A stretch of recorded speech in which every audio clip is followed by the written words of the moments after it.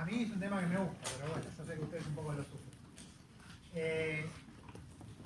Sobre todo esta clase vamos a hablar de genética de la especiación, pero si bien vamos a hacer el foco en la genética, no vamos a dejar de estar viendo lo mismo que venimos viendo en las otras clases en cuanto a escenarios y fuerzas evolutivas. Lo que sí me interesa es darles ejemplos, ¿sí? Porque también me preguntaron cómo se toma esto en la parte teórica, y el espíritu va a ser un poco, obviamente que no saber de memoria los ejemplos, y aunque los ejemplos son muy ilustrativos, no voy a pretender que me digan el género de la mariposa que hace hibridación homoploide, ¿sí? Pero sí vamos a estar viendo gráficos analizando evidencia y ese tipo de cuestiones, de tener evidencia en la mano, y saber qué escenario puede estar validando o no, o qué fuerza evolutiva estoy viendo ahí. Sí, está bueno, sí, que lo maneje. Yo le dije en la primera clase también que las teóricas son necesarias, pero no son suficientes. Obviamente que hay un montón de temas que lo tienen que terminar de redondear, viendo en la parte práctica y leyendo, ¿sí? No llegamos, sino a cubrir todo. Bueno, cualquier cosa me van frenando y vamos discutiendo.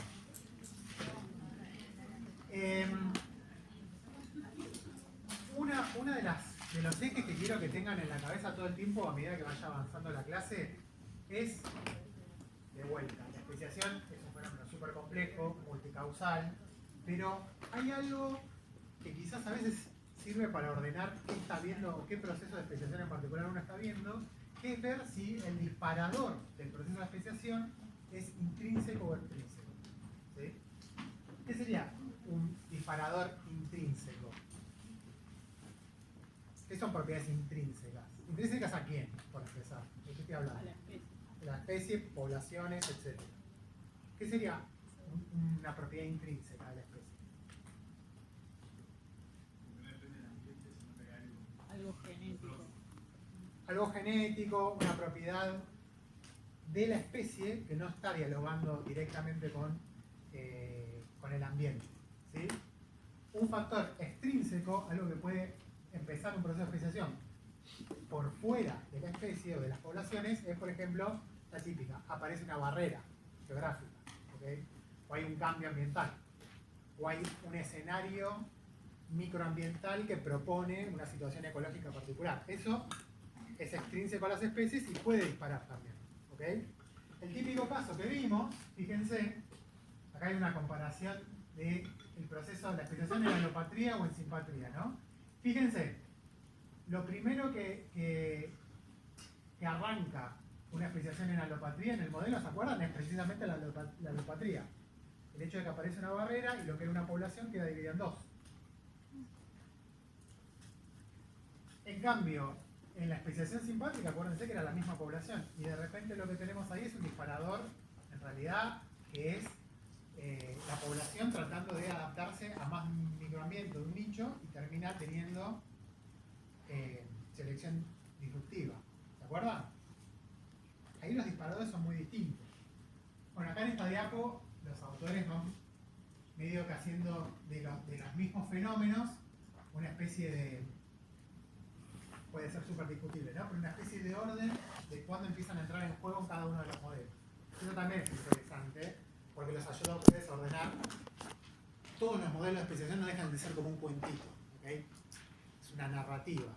Pero bueno, cuando entran los distintos personajes y qué van a hacer en la historia, cambia, y eso es lo que determina lo que nosotros accedemos a. Estos son todas historias terminadas. Cuando nosotros queremos estudiar qué está pasando en los procesos de especiación, son procesos que arrancaron. Entonces, medio que tenemos que inferir con los datos genéticos, ecológicos, lo que sea, lo que está ocurriendo o lo que ya ocurrió hace un tiempo y me lo perdí. ¿Okay?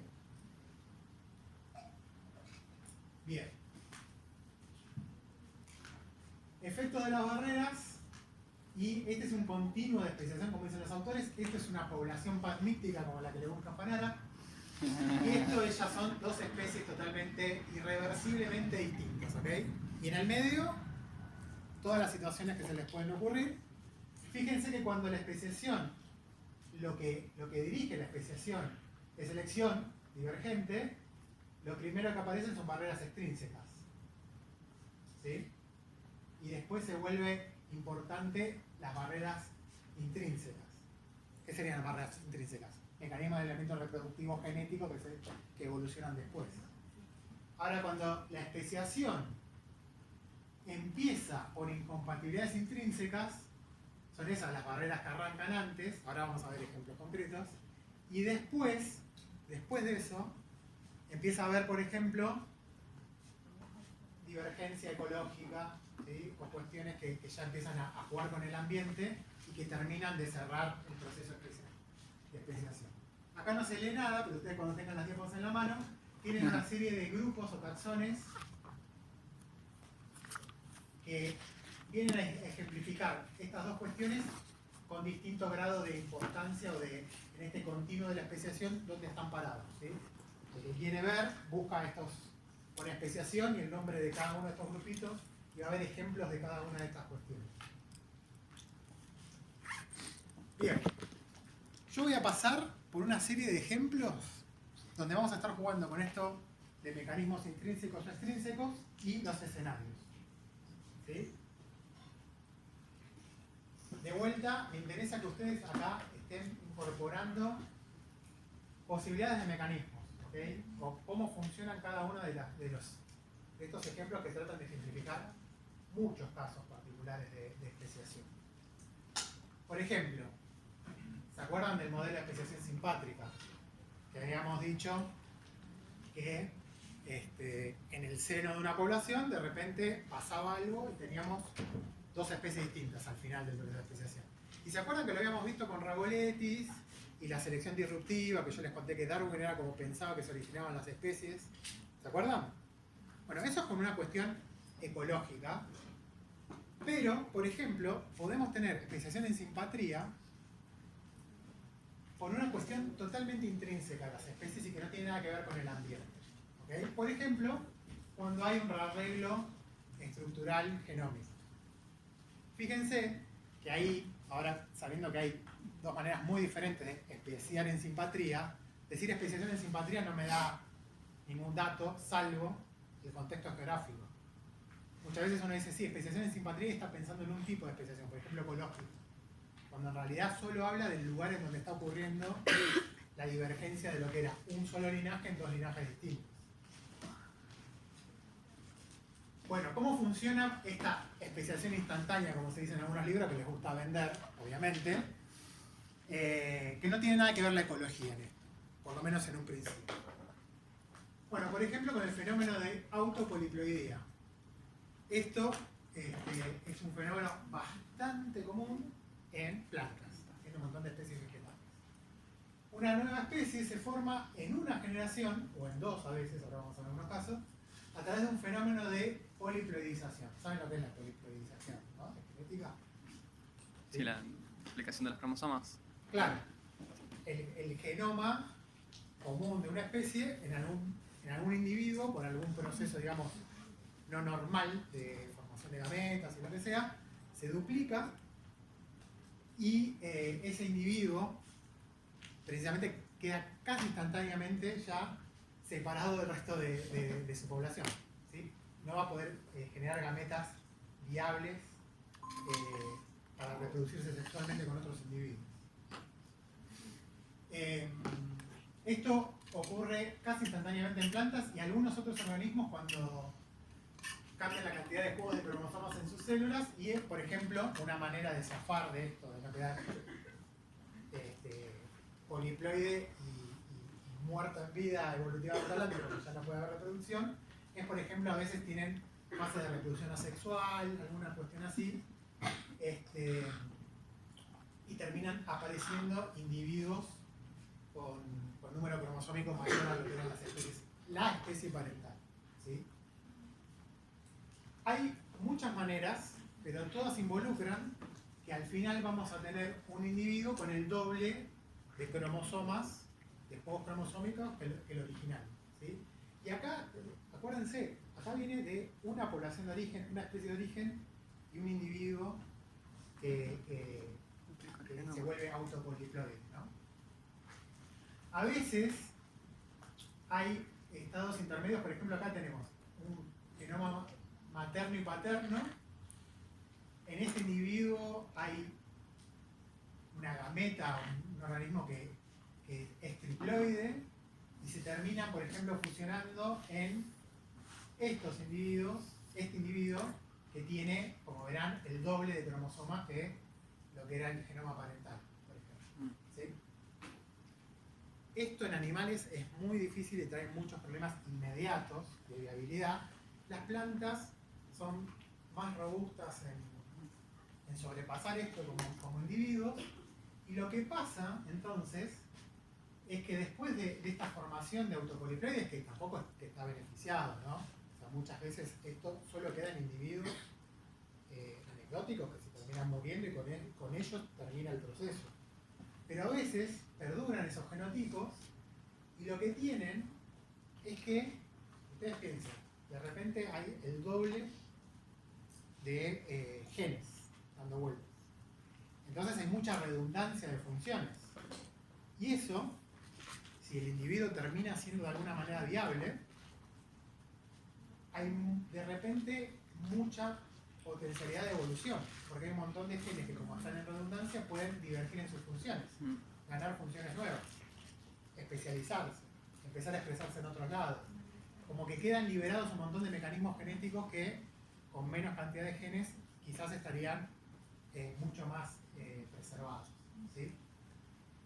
Entonces, fíjense, primero tenemos el evento de poliploidización. Y si ese evento perdura, ahí los procesos selectivos, por ejemplo, lo agarran y empiezan a aprovechar, digamos, ese fenómeno y, por ejemplo, generar nuevos ecotipos.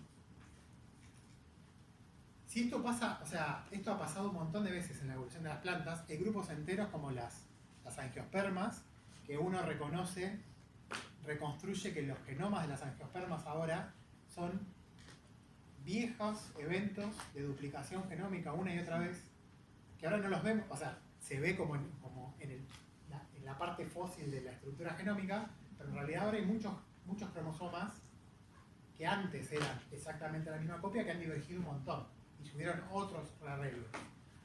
Pero precisamente esos eventos de duplicación son los que generaron, por ejemplo, patrones completamente nuevos de desarrollo para las plantas.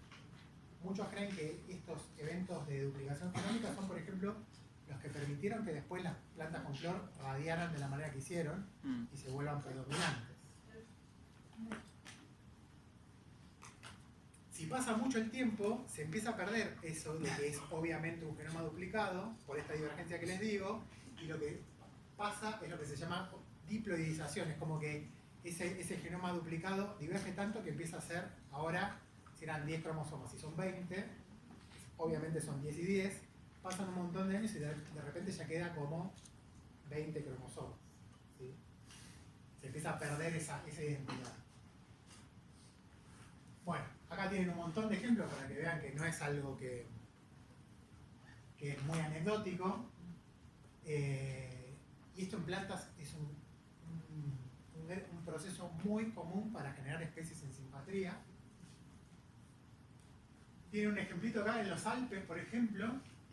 ¿Se acuerdan de los refugios pleistocénicos que les había contado?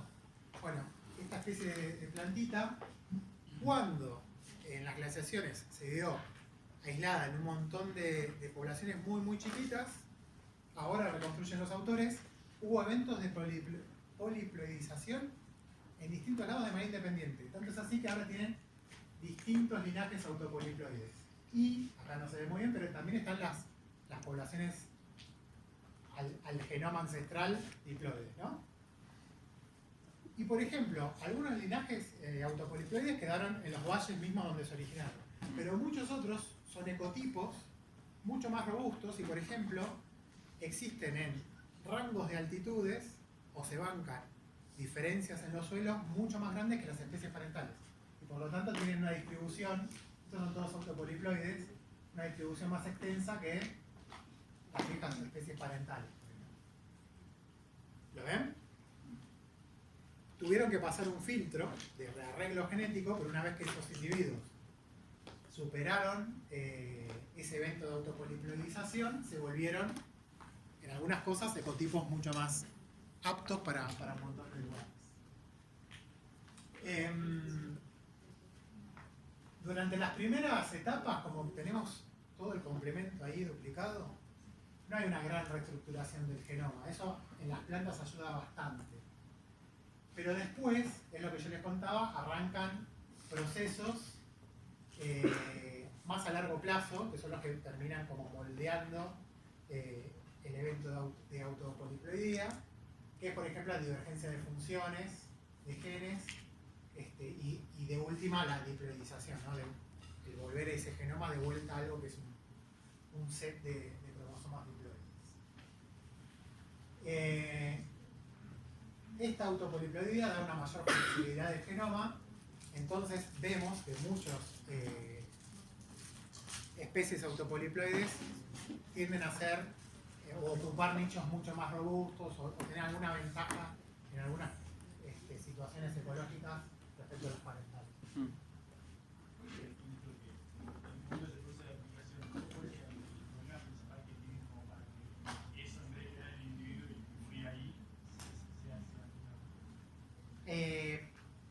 Cuando se duplica, para empezar, las gametas ya directamente, por más que incluso segreguen bien durante la meiosis, tienen un número de cromosomas que cualquier otra gameta, digamos, ancestral no va a ser un cigoto viable.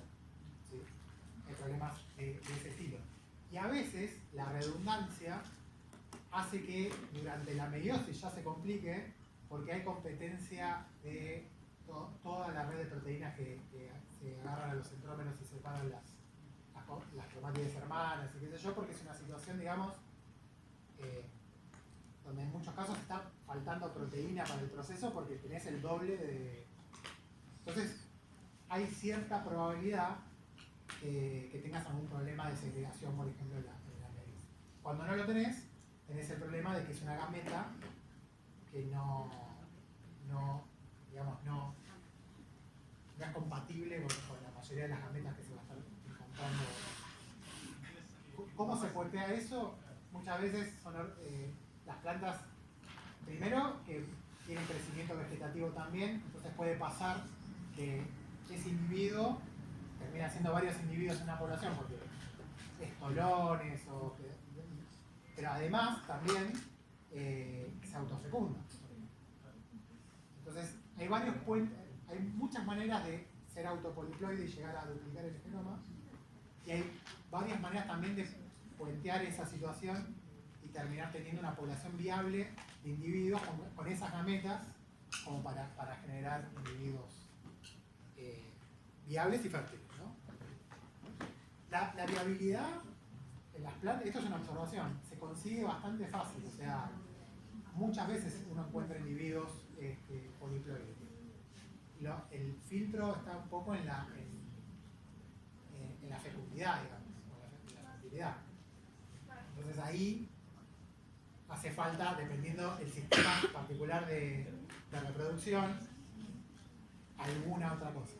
O se autofecunda, o es un evento tan frecuente que en lo que existe un individuo aparece otro individuo autopoliploide. Hay taxones, hay grupos que tienen una propensión. Entonces también ahí hay un evento recurrente que termina... Esto se vende como especiación instantánea, pero ustedes piensan que son miles o millones de individuos durante siglos, entonces en algún momento puede pasar, ¿no? De hecho, es tan frecuente que la misma plantita en 6 o 7 valles en Suiza hizo 3 o 4 linajes independientes autopoliploides. En animales, ¿cómo es? En animales... ¿Viene todo de un mismo individuo? Sí. O sea, como...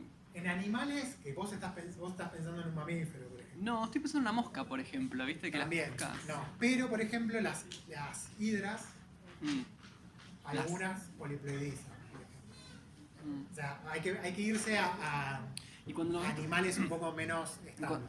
Cuando nosotros hablamos de que, por ejemplo, qué sé yo, del Australopithecus a no sé cuánto, no sé, o por ejemplo creo que del chimpancé al humano hay una diferencia. Pero no es, pero no es una Pero no es poliplidización, no es poliplidización. una duplicación de genoma. Claro, hay un Ahí hay rearreglo replicaciones- cromosómico.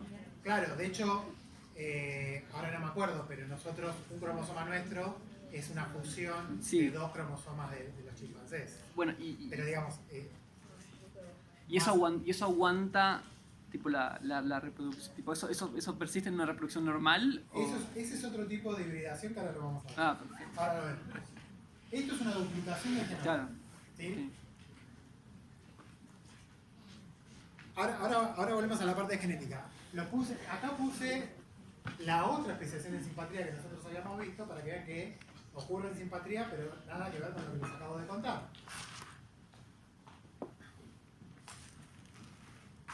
Acá tenemos, ¿se acuerdan, no? Una selección divergente, porque tenemos dos microambientes y dos estrategias, por simplificarlo, ¿no? Pero dos estrategias de los individuos, donde les va muy bien en uno, les va muy bien en otra. Caso Ragoletis, o se crían bien en el fruto del espino, o se crían muy bien en la manzana. Y hay un compromiso genético que hace que la que le va bien en manzana no pueda ir al espino y le vaya bien, y viceversa, ¿no? Y necesitamos algún tipo de aislamiento reproductivo, que en el caso de la especiación simpátrica ecológica, ¿sí? Esto no es nada genético, de alguna manera viene atrás, o es una consecuencia indirecta de la divergencia ecológica. ¿Qué significa eso? Bueno, necesitamos que haya una genética bastante particular para que podamos tener especiación en simpátrica. ¿Qué significa eso? Ahora no tanto, pero en su momento había mucha búsqueda de lo que se llamaba supergenes o caracteres mágicos en el escenario de especiación simpátrica ecológica, que sería un carácter que era, como decíamos de vuelta con el caso de Ragoletti, ¿no? El mismo gen que hace que vaya a la manzana y la pueda aprovechar es el gen de reproducirte en manzana. Entonces ahí tenemos la especialización ecológica y el aislamiento reproductivo, todo en el mismo gen, y se nos soluciona el cómo evitamos que haya flujo génico entre las razas. ¿Qué sería ecológica? Porque acá lo que tenés es una segregación de la población original en dos estrategias ecológicas diferentes. Usar de hospedador a la manzana, usar de hospedador al espino, por ejemplo. ¿Sí? Acá lo que está siendo seleccionado, la diferencia de fitness que se sacan, es que si alguna raza de espino va a la manzana, esas larvas van a tener menos fitness que las que son raza de manzana y viceversa. Entonces, puede pasar eso, pero ahí tenés modelos de selección en contra, andando en uno y en otro caso. Entonces ahí tenés lo que hablábamos de la selección disruptiva, para ocupar en esa población dos nichos distintos. O sea, esa población tiene dos salidas ecológicas para persistir. O sos especialista en espino o sos especialista en manzana. Claro. Sí. Cuando el gen que hace que vaya una planta del mismo gen que hace que se reproduzca. Sí, eso es una fantasía como un unicornio, pero O sea, muchos roles que estén ligados con eso. eso que estamos diciendo sería esto, ¿no? Que el gen del aislamiento reproductivo es el gen seleccionado desde lo ecológico. Puede pasar, pero es pedirle a este gen una pleiotropía, ¿sí se acuerdan? Porque un gen tenía efectos más de un carácter. Bueno, una pleiotropía muy particular. ¿Es imposible? No. Pero le estamos pidiendo bastantes cosas, ¿sí? La otra solución de cómo tiene que ser la base genética de esto para que se dispare un proceso de especiación en simpatría es desequilibrio de ligamiento entre los dos genes. O sea que en realidad los dos caracteres tengan bases distintas, pero ligadas por desequilibrio de ligamiento. O sea que cosegregan y para el caso nos da lo mismo que sea el mismo gen o esté tan cerca que cosegreguen. ¿Ok? Eso, les voy a mostrar un ejemplo concreto eso es así en un montón de casos, ¿sí? Uno de los casos más lindos de que este modelo funciona está hecho con pulgones. Con pulmones. Pulgones. Tengo un ex becario que está trabajando en este laboratorio ahora, así que puede dar fe que esto es verdad. Fíjense, estos son clones. Los pulgones todos los ubican, y las que tienen rosas y plantitas que cuidan los deben odiar, ¿no? Los pulgones tienen, aparte de una reproducción partenogenética muchas veces, tienen distintas estrategias, pero tienen también reproducción sexual. Cuestión que, por ejemplo, tenemos pulgones que están en alfalfa o en los tréboles, todos en el mismo lugar. Y fíjense, los clones de alfalfa, los pulgones típicos de alfalfa, cuando se... Esto es fitness, ¿no? Medido como se ocurra o van al pecho. El fitness que tienen en alfalfa no lo tienen comparativamente con los clones de trébol. ¿Ven que se sacan diferencias? Esto es que cada clon, cada tipo de pulgón aprovecha muy bien un hospedador, pero lo mismo que hace que aproveche muy bien un hospedador, genéticamente hace que no sea bueno competitivamente en el otro.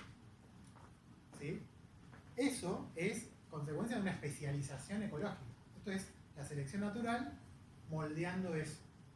Y acá tienen otra manera de verlo, que es con el fitness también separados, ¿no? Los de trébol le va muy bien en trébol y muy mal en alfalfa, y así recíprocamente. Entonces no tenemos un genotipo, no tenemos una estrategia que pueda abarcar los dos casos, porque si puede abarcar los dos casos, no tendríamos especiación. Tendríamos un pulgón que tiene más de un hospedador. Eso pasa también todo el tiempo.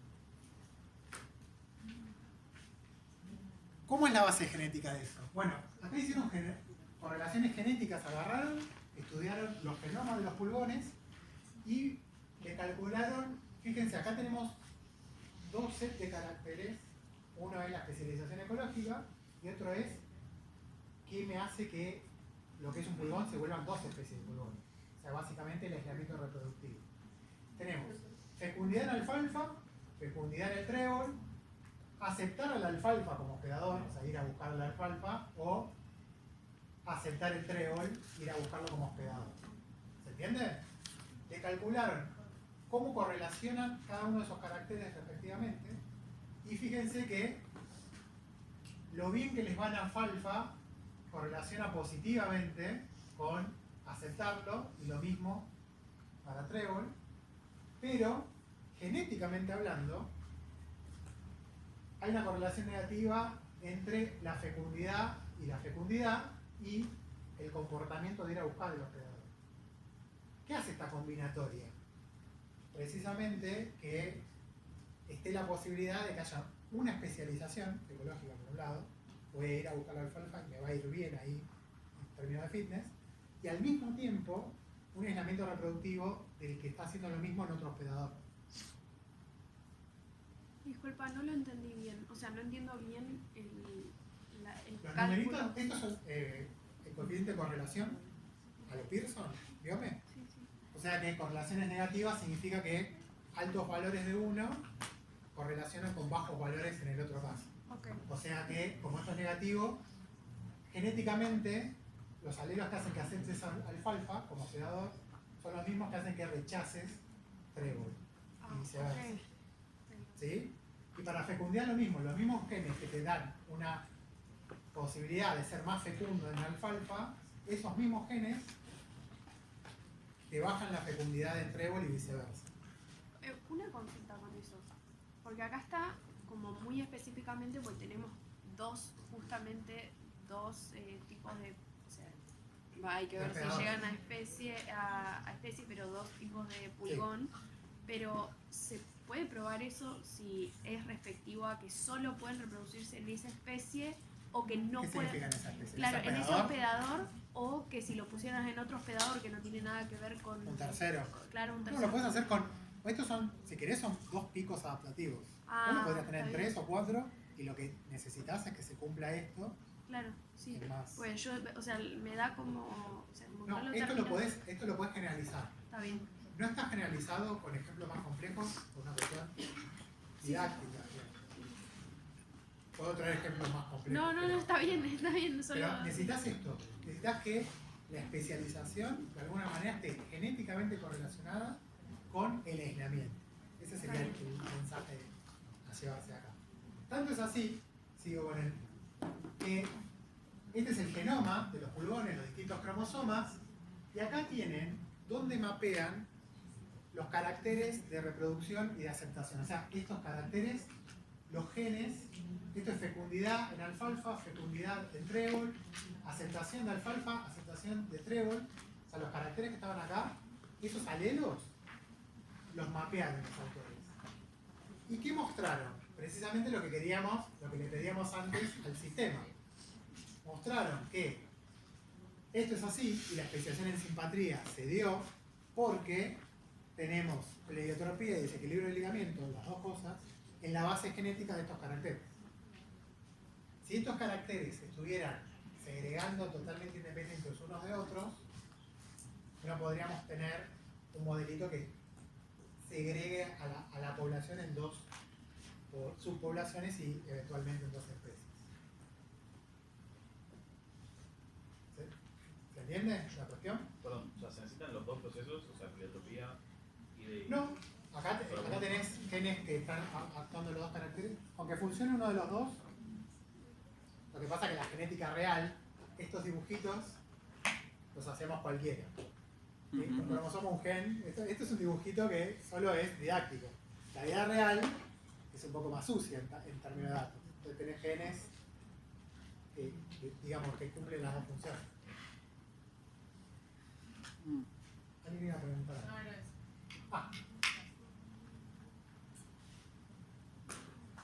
Lo que necesitamos es que co-segreguen, porque son el mismo gen o porque están en el desequilibrio de ligamentos.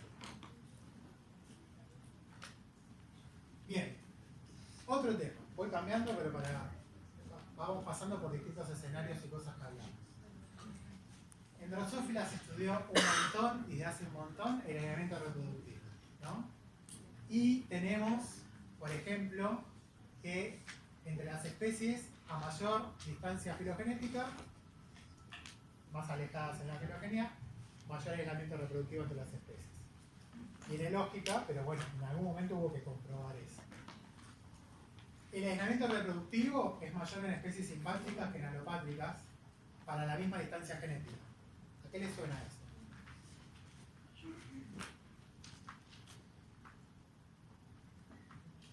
¿Se entiende?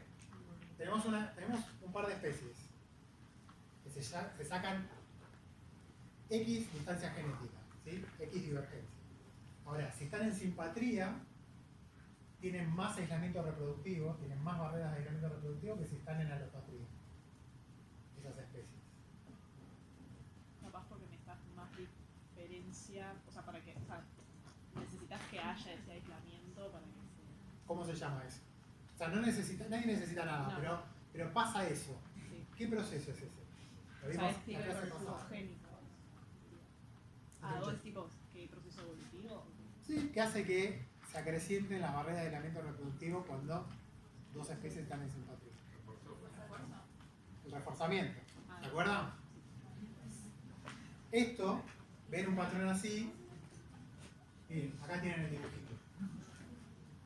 Esto es distancia genética entre pares de especies, ¿no? ¿Qué tan divergentes son en términos generales?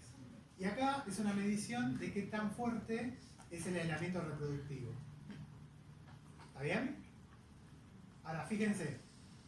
Esto es aislamiento presigótico y esto es aislamiento posigótico. Vamos a verlo así. En términos generales, ¿cuál es el patrón? ¿Qué pasa cuando a medida que comparo especies cada vez más alejadas? ¿Cómo es el aislamiento? ¿Mayor o menor? ¿Sí? O sea, más, no importa el R cuadrado, digamos, la tendencia es esa. Cuando las especies que yo comparo se sacan más distancia, mayor es el aislamiento. Ahora, ¿cuál les parece que escala más rápido? Fíjense, a misma distancia. La de arriba. El presigótico, es lo mismo que les dije antes. ¿Okay?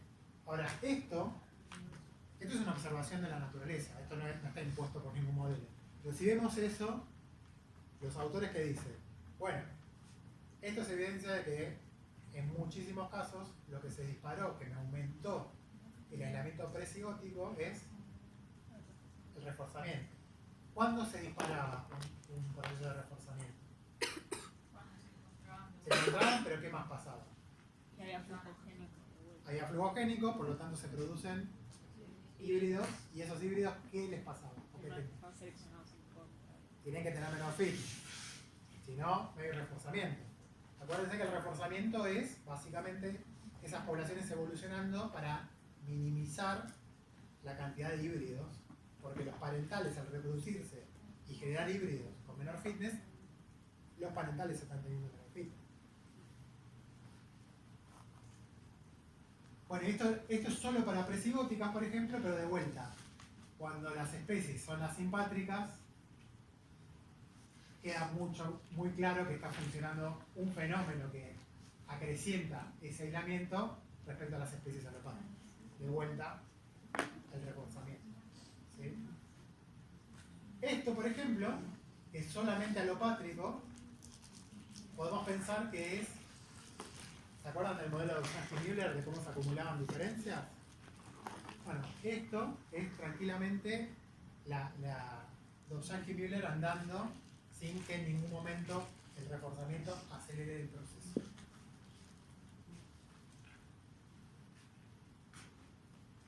Otro ejemplito. Este hizo mucho ruido cuando salió. A mí me tenían cansado con este ejemplo. De repente hacen experimentos de cruzamientos entre dos especies, Simulans y Mauritania, que son dos especies de drosófilas hermanas, y se dan cuenta que exista solo un gen, que es Odysseus, de una especie, solo ese gen, pasado a todo el genoma de la otra especie, ya conseguían que los machos sean totalmente estériles.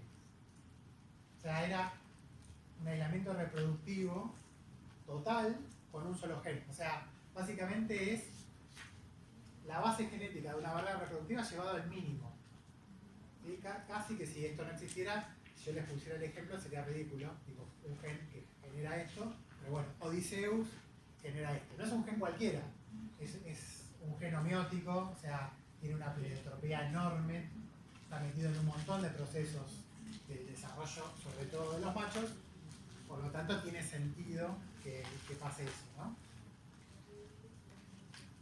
Pero bueno, esto también un poco es la demostración de que es muy importante la función de los genes y que cuanto más importante el gen, más difícil sea que sea capaz de estar totalmente trabajando en concierto con el resto del genoma cuando el genoma ese no es con el que el juego evolucionó, ¿no? Que era un poco el problema que hablamos del modelo de Jansky-Müller, que decíamos, ¿por qué? Casi siempre dicen que si hay híbridos, después de un contacto secundario, los híbridos tienen problemas. Bueno, porque todo lo que evolucionó de manera independiente, que en un híbrido por primera vez se pone en contacto con el resto de los genomas, bueno, ahí que todo lo que no evolucionó de manera coadaptada funciona inmediatamente bien de manera coadaptada, es pedirle mucho al sistema genético.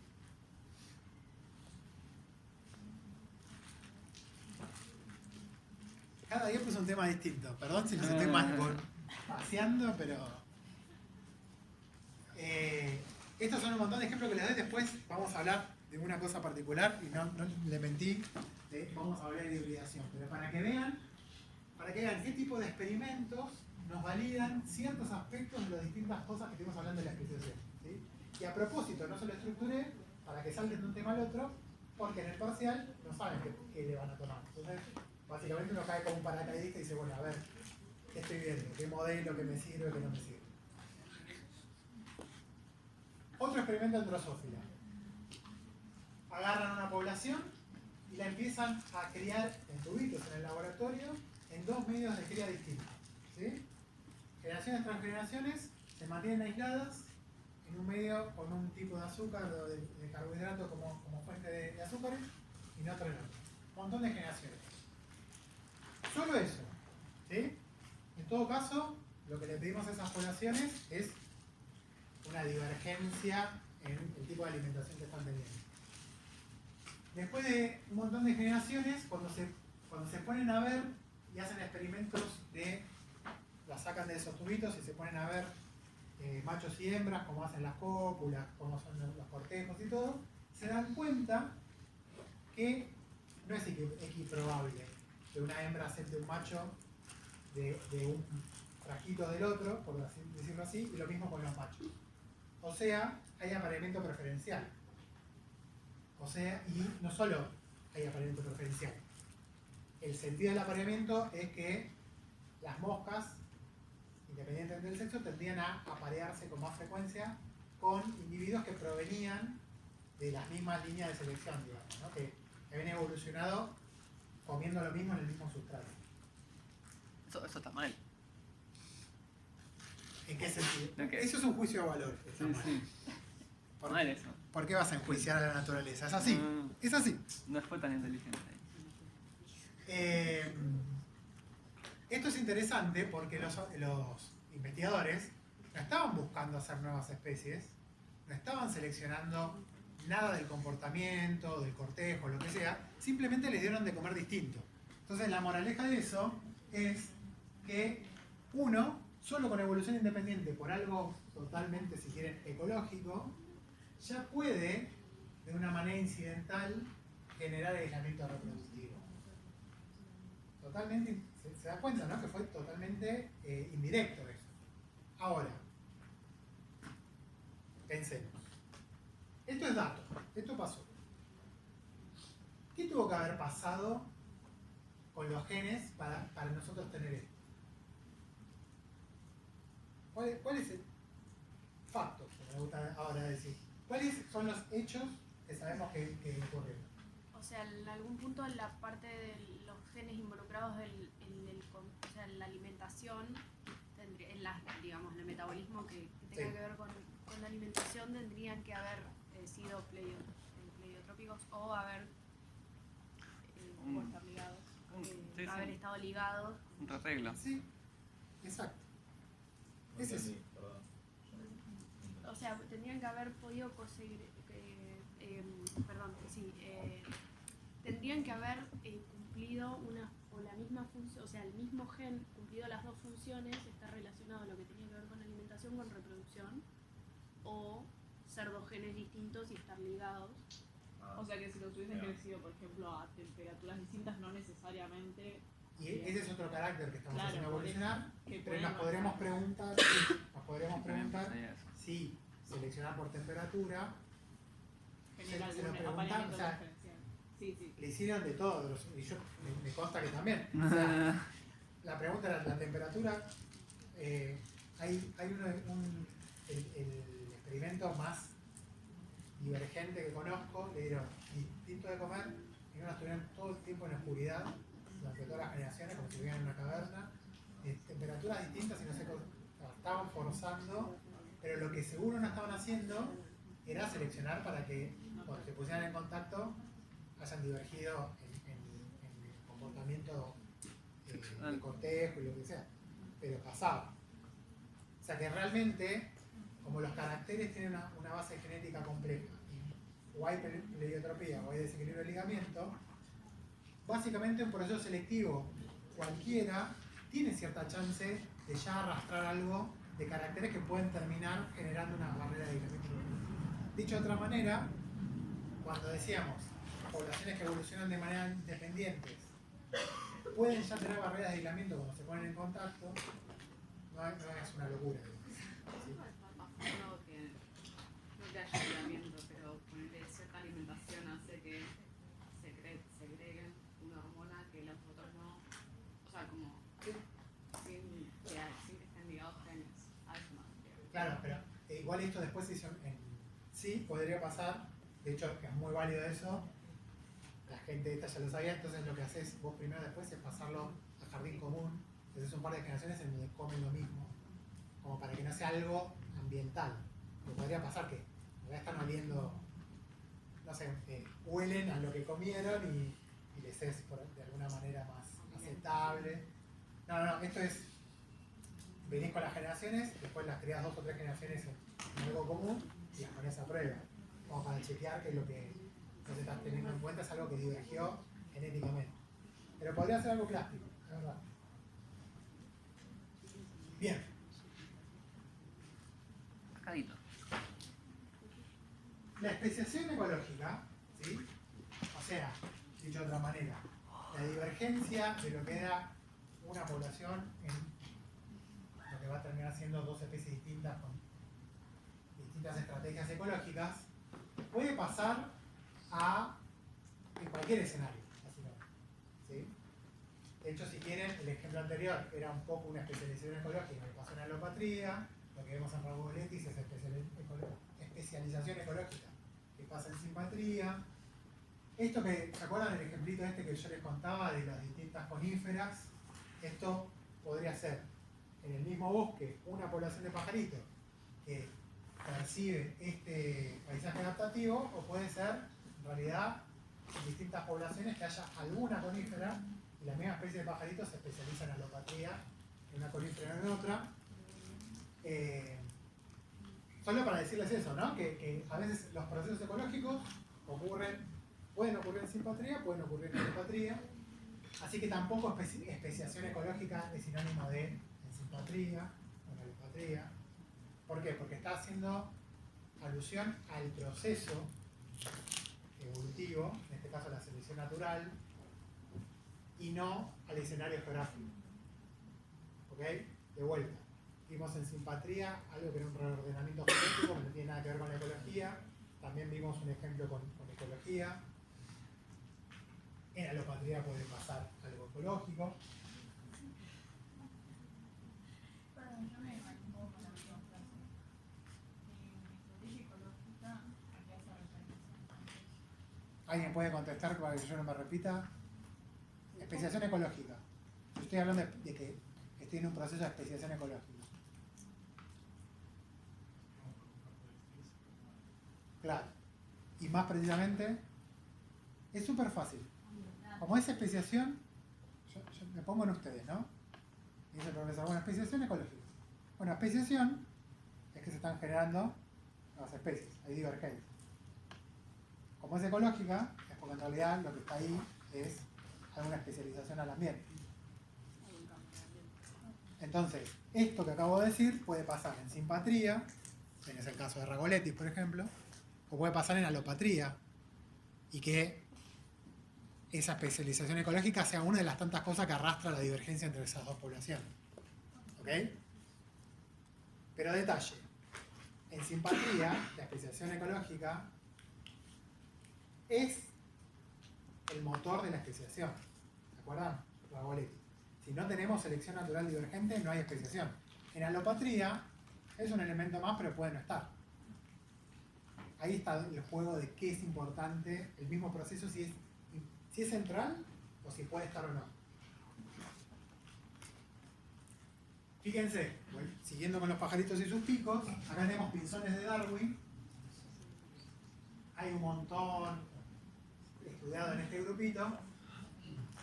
Los picos claramente responden a presiones selectivas diferentes de qué tipo de alimento acceden.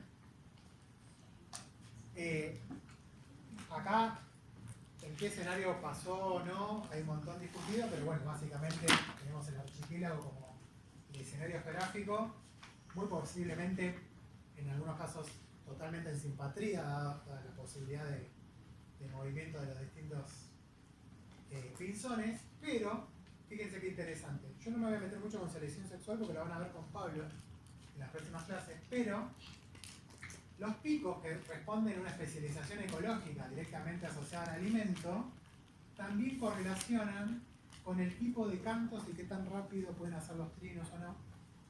Entonces, de vuelta acá tenemos algo ecológico que pleiotrópicamente está correlacionado con otro aspecto del uso del pico que sería ya directamente asociado al comportamiento sexual, a la capacidad de atraer parejas, defender un territorio, lo que sea de función que cumple el canto, ¿no?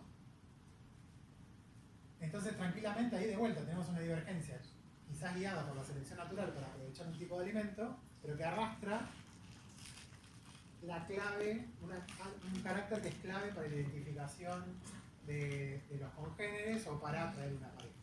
Entonces ahí hay como procesos que se suman para acentuar o no el proceso de especiación.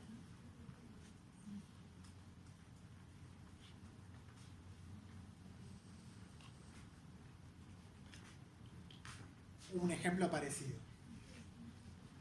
Los peces espinosos también son un grupo hermoso para estudiar especiación. Tenemos un continuo de pececitos que están en un lago y son una población de pez espinoso, pasando por especies distintas, pero esta parte del continuo es muy buena porque son los peces espinosos pueden estar en el mar y muchas veces han llegado a volver a colonizar lagos en el continente de manera independiente, y 70 veces llegaron a lagos nuevos. En 60 evolucionan, esa población que llega diverge ecológicamente a formas limnéticas y bentónicas. O sea, formas que van a estar en el fondo alimentándose y formas que están nadando en el cuerpo de agua, digamos, abierto. La misma población. Y tenemos todo el continuo. Tenemos poblaciones que están apenas divergiendo, un montón de poblaciones que están hace miles de años en los lagos y divergieron, pero todavía no son especies distintas. Y tenemos especies distintas con esa divergencia morfológica, ¿se entiende? Ahora, lo interesante de esto, este es una de las cosas que más necesitamos en biología evolutiva, es replicación. Estamos todo el tiempo contando historias muy anecdóticas y a veces nos quedamos con ese caso.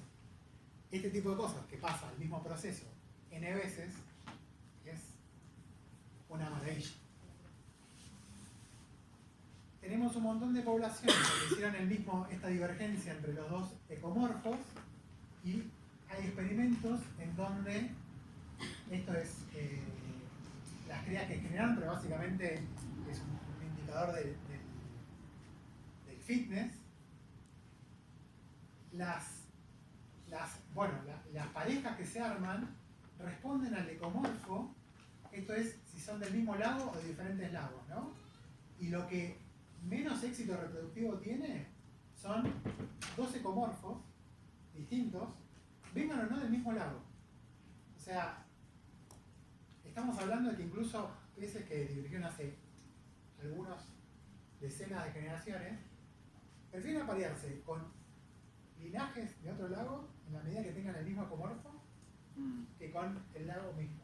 O sea que hay una evolución de un aislamiento reproductivo totalmente ligado a un morfo que es ecológico, muy fuerte y consistente. O sea que realmente pasa esto, que la divergencia ecológica arrastra de alguna manera preferencia, apareamiento preferencial. Entonces,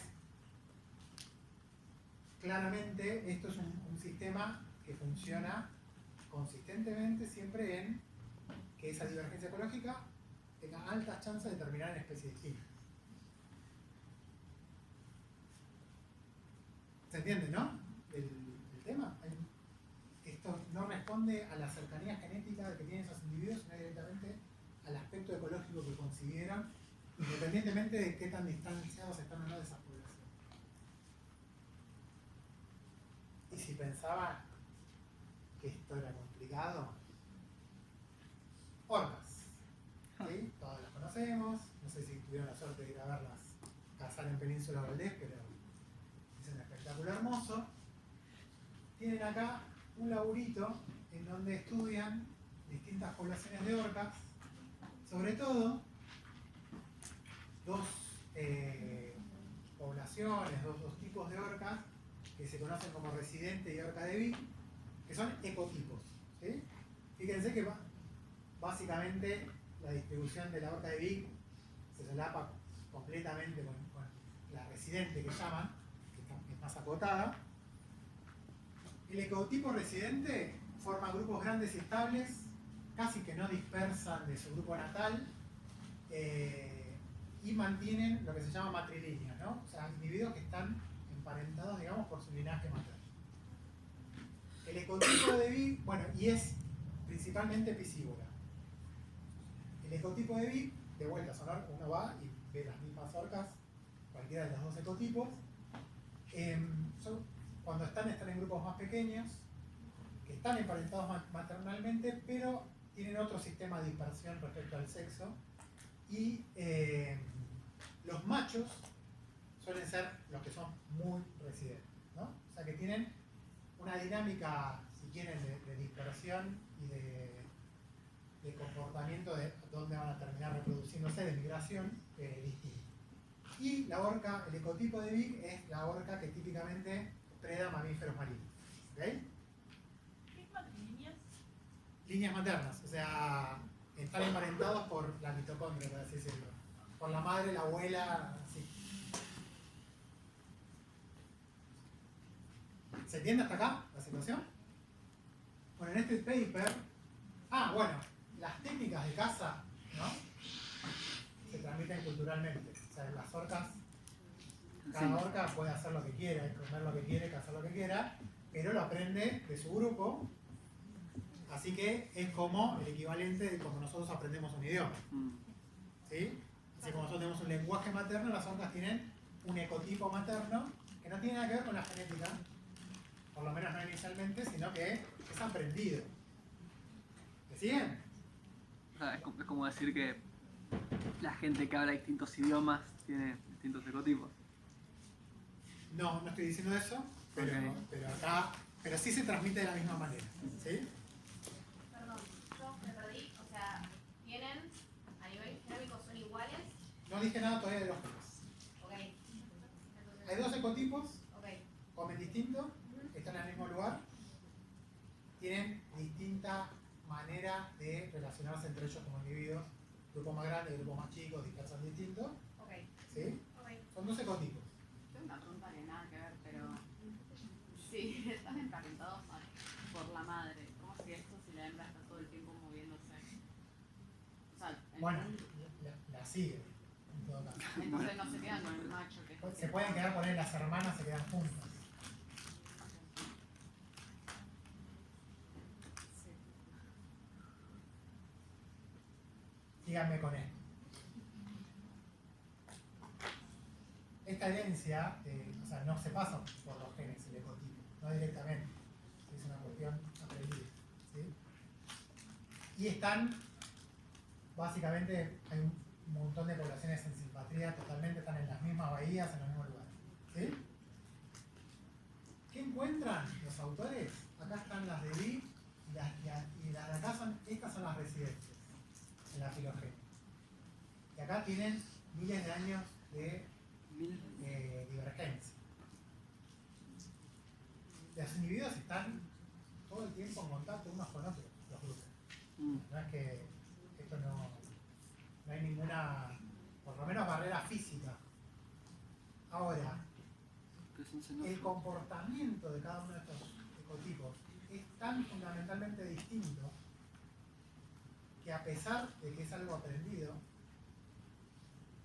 se viene aprendiendo, digamos, de distinta manera desde hace miles de años. Las poblaciones, estos ecotipos de orcas son linajes independientes que se encuentran en un montón de lugares. Nosotros, yendo a ver, quizás no nos enterábamos de esto, pero los estudios genéticos muestran que la divergencia es profunda. O sea que hay un aislamiento reproductivo súper fuerte. Hay muy pocos migrantes. Son distintas especies. Este paper propone llamar las especies distintas a la especie común de orca. Claro. Por este grado de divergencia. ¿Sí? O sea, si hay que tener en cuenta el grado de divergencia que estamos viendo, digamos, antes de todo este análisis, son todas la misma especie de órgano. En un momento sí. Okay. Los autores se ponen a ver esto, o sea, yo se los conté al revés. Los autores empiezan a ver los estudios genéticos y muestran una divergencia enorme de algo que a priori, comportamentalmente, o digamos, a primer golpe de vista, son grupos de orcas en los mismos lugares. Entonces ahí se empiezan a dar cuenta que en realidad lo que tienen diferenciado son los comportamientos de caza. Son xenófobas. Bueno, no sé en qué quedaron esos resultados, pero por ejemplo, nuestras orcas de Península Valdés cazan de una manera que no caza ninguna orca en el planeta, ¿saben eso? La caza por varamiento, ¿vieron los documentales? Se acercan a la costa Son mucho mejores. y salen a la playa a agarrar focas y se vuelven a meter al mar. Eso se llama caza por varamiento. O sea, se encallan a voluntad, pero después vuelve. Los primeros casos de casa por varamiento se reconstruyen en los 80, gente que estaba viendo en Península Valdés, empiezan a registrar eso, y está seguido desde los años 80 hasta ahora, como esa técnica se pasó de madre a hijo, y todos los que cazan por varamiento de las orcas actuales en el mundo son descendientes de esos primeros que cazaban por varamiento que, pongámosle, que lo inventaron. Y ahora está habiendo estudios de qué tanto eso está generando divergencias genéticas. Claro. Porque los individuos que cazan por variamiento empiezan a formar parte de un ecotipo particular que por su comportamiento los aísla de otros. Eso sería Es súper interesante. Sería así un modelo de simpatría. Sí, llevado por digamos, una especialización ecológica que encima ni siquiera lo que primero responde son los genes, sino que es el comportamiento. O sea que encima se transmite más rápido porque es la marquiana. Básicamente lo aprendés, no tiene que pasar generaciones y tus genes tienen que cambiar. Porque te lo aprendas de tu madre, tus genes no cambian y vos ya adquiriste una técnica.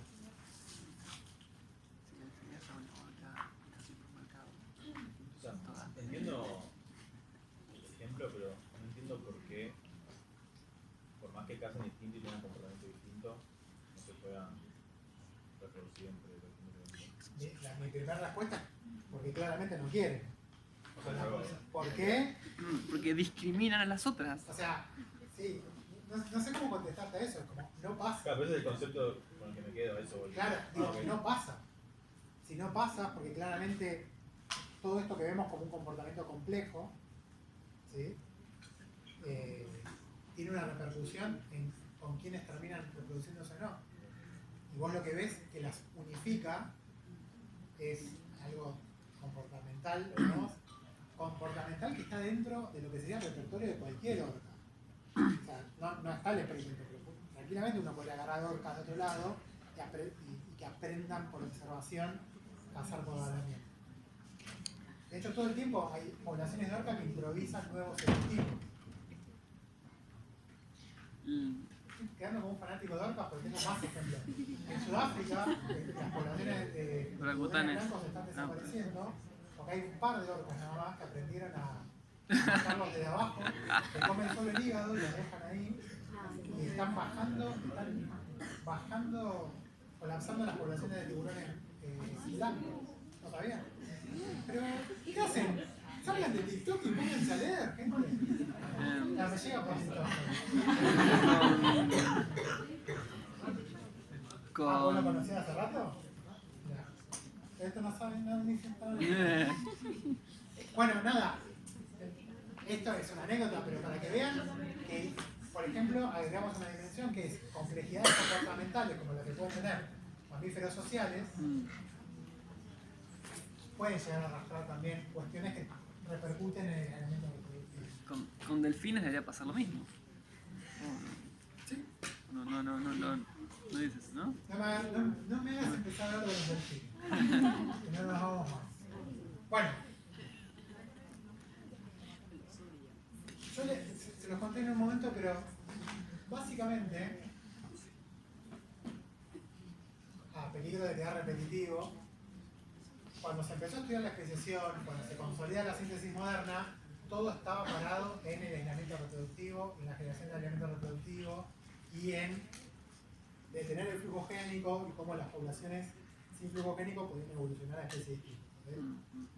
Que yo les conté que eso se conoce como el paradigma de las escuelas aislacionistas.